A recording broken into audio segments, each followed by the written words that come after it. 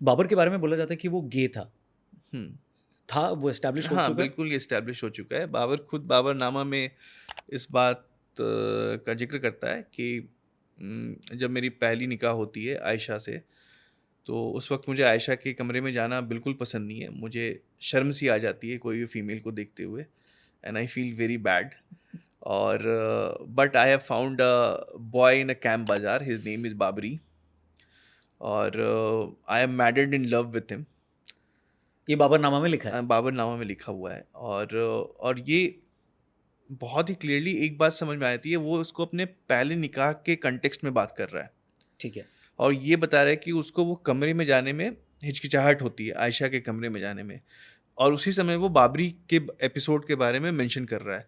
तो ये बहुत क्लियर हो जाता है कि बाबर एक गे था, और not even bisexual by that period, he was a gay outright. And just वो चीज़ें चेंज होने लगती है दादी और माँ के प्रेशर में आकर के। He begins to go and meet his wifes, first Ayesha and then how this, उसकी टोटल 7 बेगम थी। ओके। तो the things changed drastically, he is no more gay as we can assume, और we don't know, it's very तो tough to. Babri का क्या हुआ, मतलब बॉयफ्रेंड का क्या हुआ? बाबरी के बारे में उसके बाद फिर ज़्यादा कुछ पता नहीं चलता है। We just hear about Babri for a 1 year, और उसके बाद Babri is completely out of Baburnama. Isn't it very ironical, क्योंकि बाबरी मस्जिद एग्जिस्ट हाँ करता था, जिसको मुसलमान बहुत ही इम्पोर्टेंट मानते थे। हाँ हाँ। बाबरी एक शब्द जो बाबरनामा में आता है, वो सिर्फ एक गे के लिए आता है। So I am not saying that it is for that gay, लेकिन आप टर्मिनोलॉजी को देखने की कोशिश कीजिए। बाबरी टर्म जो बाबरनामा में आ रहा है, सही बात है। दैट इज़ फॉर अ गे। एक गे का नाम बाबरी है, और आपने एक मस्जिद को नाम दे दिया है बाबरी, जो कि प्राइमरी सोर्स के हिसाब से वो शख्स एक गे था। तो ये तो आउटराइट कुफ्र है। तो एक मस्जिद को एक गे के नाम पे डालना, इट वाज लाइक ओह। तो इसका मतलब ये है कि उनको खुद बाबर के बारे में भी नहीं पता है, बाबर नामा के बारे में भी नहीं पता है, और बाबरी की मस्जिद के बारे में तो बिल्कुल पता ही नहीं था। पर बाबर ने बनाया तो बाबरी, अकबर का गेट है तो अकबरी, तो शायद इस वजह से भी हुआ होगा वो। ये हो सकता है, मैं ये बट नहीं बोल ये तो प्रॉपरली लिखा हुआ है कि बाबरी वॉज अ गे, तो बाबरी इसलिए आप वॉज अ कह रहे गे, हो। पहले से वो एग्जिस्ट कर फेयर रहा है वो इनफ, टर्म। ठीक है। तो आप कह रहे हैं कि तू गे से भाई मेन स्ट्रीम में आ जा, मतलब तू शादी कर ले, आई मीन शादी तो हो चुकी है, निकाह हो चुका है, बच्चे कर ले। ये उसको किसने कन्विंस किया? उसकी दादी और माँ ने। तो दादी मेन विलेन है बेसिकली। यस। तो अगर दादी नहीं होती तो मतलब भारत पे इतना कुछ ये नहीं रूल नहीं होगा। कर पाते, yes. So called Mughal emperors. Yes. तो दादी का भी कुछ है डिस्क्रिप्शन बाबरी नामा में? हाँ हाँ बिल्कुल, और in fact she is very powerful, powerful female of the house. और इनफैक्ट ये जो पूरी ये जो घराना था तैमूरियों का, इस घराने में despite being Islamic, the women played a very important role. In fact they were the king makers. So बाद में एक और लेडी आती हैं जिनका नाम गुलबदन बेगम है, जिन्होंने हुमायूं नामा लिखा है। So she was also king maker, she was main force behind Akbar becoming king. अच्छा, वो एक महामंगा रोल किया हुआ है एक अकबर का मूवी आपने देखा होगा, आशुतोष गोवारिकर का, ऋतिक रोशन वाला अकबर, हाँ हाँ हाँ जोधा अकबर। तो हाँ। उसमें भी एक लेडी होती है जो वाइट कलर का कपड़ा पहनती है और उनका नाम है महामंगा, और वो दिखाता है कि वो अकबर को गाइड कर रही हैं और एडवाइस दे रही हैं ना। नहीं, वो सब फिक्शनल है, वो सब फिक्शन है। बट लार्जली जो सच में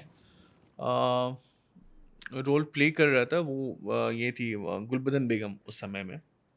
and Gulbadan Begum is daughter of Babur, sister of Humayun, ठीक है। बुआ ऑफ अकबर। तो दादी ने बोला तो चीज़ें। बाबर अब्बू बनना बनना चालू हो गए, यस।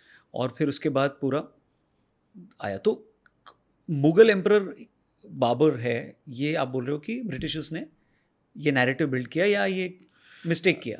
ये मिस्टेक भी था, और शायद ये डेलिब्रेट भी था, वी डोंट नो, क्योंकि अगेन ये भी शायद लोगों को नहीं पता होगा, लेकिन एक जो कॉलोनियल एरा था 19th सेंचुरी का, उस समय में जो मुगल्स थे उनको मंगोल्स, उनको बहुत ही प्रिस्टाइन कैरेक्टर माना जाता था। इनफैक्ट जो वोल्टायर के गुरु हैं doctor lock, Voltaire is somebody जिसको हर कोई कोट करना चाहता है, उनके कोट्स बहुत सारे कोट हैं जो उनके नहीं है फिर भी दिख जाते हैं, but basically Voltaire is very famous. तो वोल्टायर के जो गुरु थे वो थे डॉक्टर लॉक, और एक हिस्टोरियन थे गिब्बन जिन्होंने रोमन हिस्ट्री पे बहुत बड़ी किताबें लिखी हैं। तो उन्होंने बोला था कि जो Genghis Khan can be compared with doctor lock, so guru of Voltaire will was compared with Genghis Khan. Okay. क्योंकि उनके जो लिबरल थॉट्स हैं वो मैच करते हैं, liberal thoughts as in secularism etcetera, जिसकी मैं शुरू में बात कर रहा था, they were all in the same page. ठीक है। So in that era the Mongols और the Mughals were always seen as a very good example for the colonialism. और उसके साथ साथ जो टिमुरिड्स थे, जब आप तैमूर की बात करते हैं तो तैमूर ने दिल्ली में आकर के एक बहुत ही गंदा नरसंहार किया था, लाखों की नंबर में लोग मारे गए थे। ऐसा बोलते हैं कि दिल्ली का शहर 1 हफ्ते 2 हफ्ते तक मरे हुए लोगों की लाशों की बदबू से वो प्रताड़ित रहा था, और वो सुनने में आता है। सो आप अगर तैमूर की बात करेंगे, तैमूर से इनको लिंक करेंगे, तो वो जो रिलीजियस एंगल है ऑफ जिहाद वो आउटराइट क्लियर होकर के आने लगेगा। तो शायद एक वो रीज़न था, और दूसरा रीज़न ये भी था कि जो यूरोपियंस थे उनके लिए रेस इंपॉर्टेंट था। ये वो दौर है जब आर्यन इन्विजन थ्योरी जैसे आइडियाज़ प्रोपेगेट किए जा रहे हैं, रेस बहुत इंपॉर्टेंट है। तो उस समय इन्होंने बाबर को बाय द रेस मंगोल ही देखा, ओके। क्योंकि रेस तो उसका मंगोल ही है, the common ancestor is a Mongol. लेकिन बाबर एंड उनके एंसेस्टर तैमूर के लिए हमेशा से race was not important, it's culture which was important. तो इस वजह से बाबर ने चूज़ किया था टिमुरिड गुरखानिया, लेकिन ये लोग रेस को फोकस करना चाहते थे, इसलिए उन्होंने इनको मंगोल्स या मुगल्स ही बुलाया। Mughals is nothing but a Persianised version of Mongol. Correct.